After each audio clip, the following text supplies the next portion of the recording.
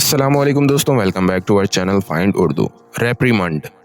रेप्रीमंड का मतलब है सख्ती से डांटना, मलामत करना। रेप्रीमंड का मतलब है किसी को उनकी गलती पर सख्ती से डांटना या मलामत करना। ये अक्सर ऑफिस या स्कूल जैसे माहौल में यूज होता है, जहाँ टीचर या बॉस किसी शख्स की गलती पर उसे सख्त तरीके से समझाते हैं।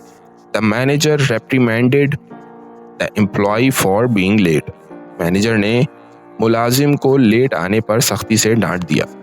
तो दोस्तों, रेप्रीमेंड का मतलब है किसी को उनकी गलती पर सख्त तरीके से डांटना या समझाना, जो ऑफिस, स्कूल या प्रोफेशनल इन्वायरमेंट्स में आमतौर पर होता है।